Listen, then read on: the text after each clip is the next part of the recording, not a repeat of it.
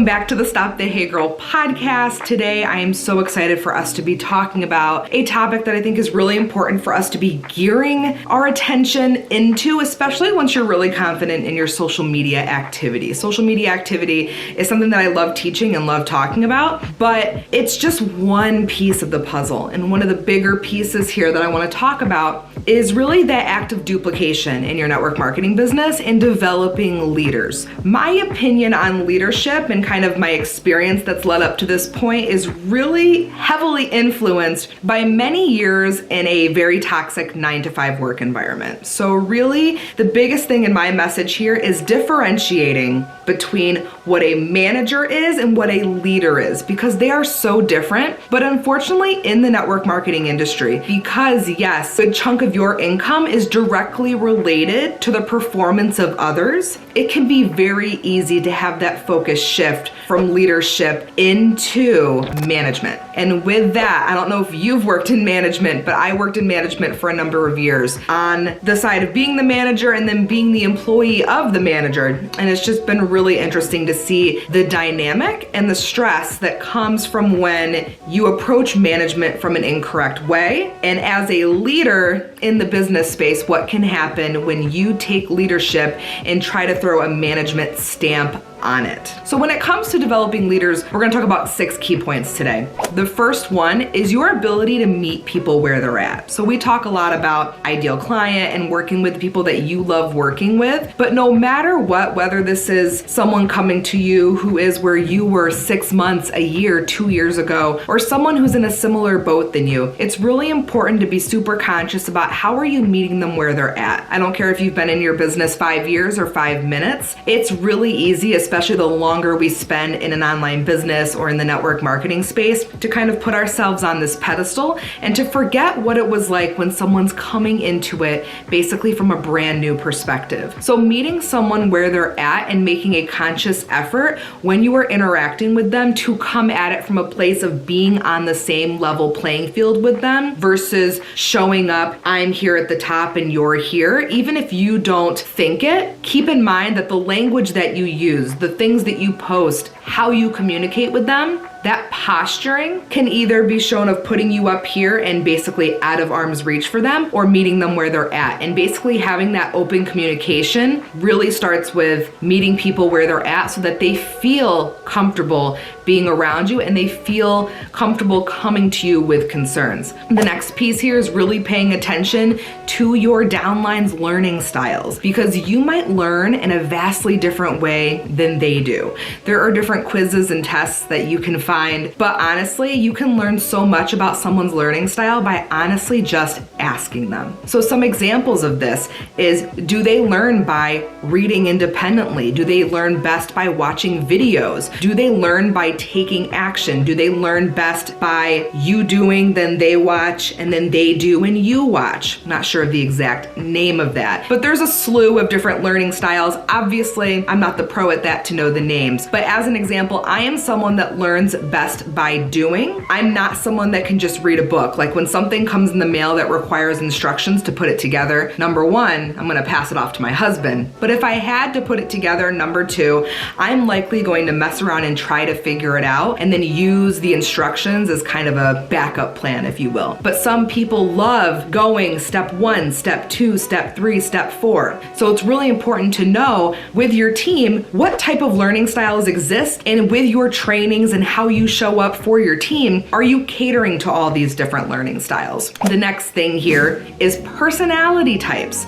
There's something so much that can be said about understanding personality types, the love languages, and this is really key as well. So a personality test or a personality type, for example, would be something like the GEM test, if you've ever heard of that one. Enneagram is another great one. And then Amanda Bucci, I recommend looking her up. She also created the entrepreneurial archetype quiz, which I think think is really awesome. And I have a ton of my clients go through that quiz because I think it's really interesting to learn more about not only who they are as an individual, but who they are and how they show up in business. So with these personality types and these styles, and especially with something like the love language, you are learning so much about how they best receive feedback, how they interpret the things that you say to them, so that you can really pay attention to, am I showing appreciation to this person in a way that because of their love language, they understand how to receive it. Also, as an example, with Enneagrams, I notice that I attract a lot of achievers, which are Enneagram 3s. So they really strive to receive recognition for how they show up, and they want to be told that what they're doing is the correct thing. So a lot of the times, Enneagram 3s will constantly doubt what they're doing, and they will want approval from other people before they take action. So as a mentor, this is really important for me to know, because I'm gonna give you one of my favorite things to say. When they come to me and say, I did this and this and this, do you think I should do it? What do I say? Can you guess?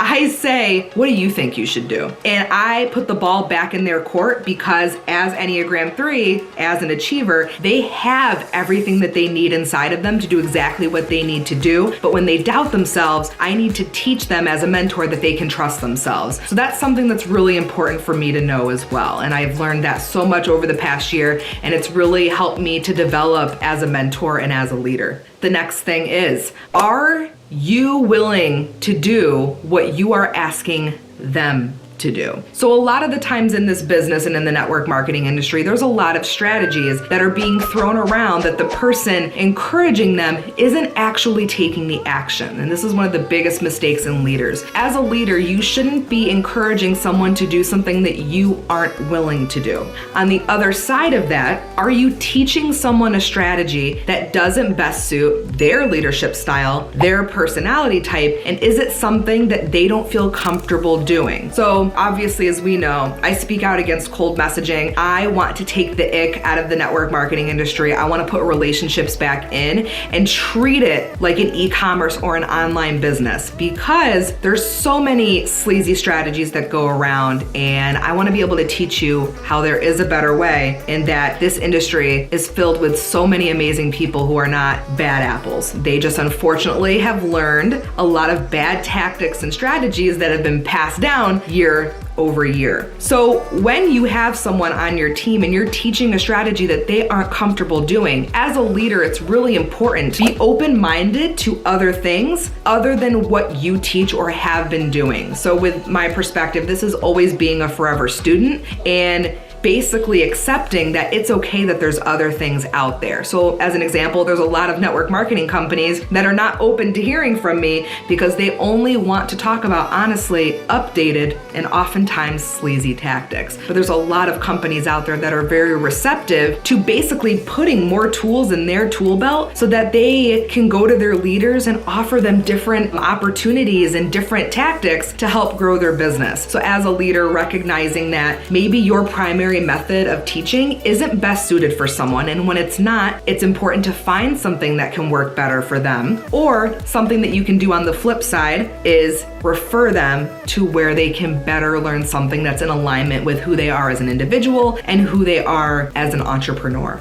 And then the last piece here is setting healthy boundaries. As a leader, it's so important to not feel like you have to constantly be available to your people all the time. Because what happens is when you do this, you teach your downline exactly what they should be doing. So if you are burnt out because you're always available for everyone and you're basically a free customer support chat, what you're showing your leaders is that that's exactly what they need to be doing. And then when they get burnt out, they start by resenting you. So having healthy boundaries isn't just good for you, but it's good for your downline as well. And it really helps them and empowers them to have a really awesome work-life balance and to not feel like they need to be a slave to their phone or they need to be a slave to the notifications. So examples of healthy boundaries here can be having business hours. That's an excellent opportunity to say, hey, if you need to reach me, this is when you can reach me. The second second piece there would be how someone can reach you. I don't just give my cell phone number out to anyone, for example. I have a couple high-level clients that have my cell phone, but everyone else has a specific avenue in which they reach me in certain business hours to do so. And sometimes we have to unlearn some limiting beliefs that we have that if we're not constantly available 24/7 that we can't possibly succeed. But again, you teach people how to treat you. So if you are constantly available, people will take notion from that and they will constantly reach out at all hours. So the sooner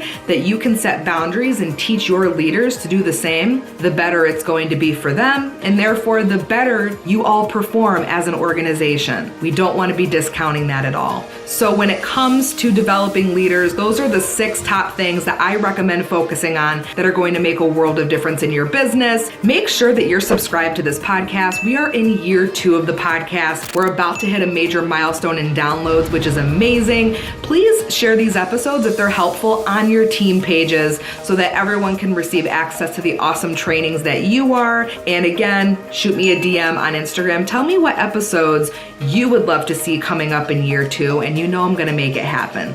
Thank you so much for listening, and I will see you next week.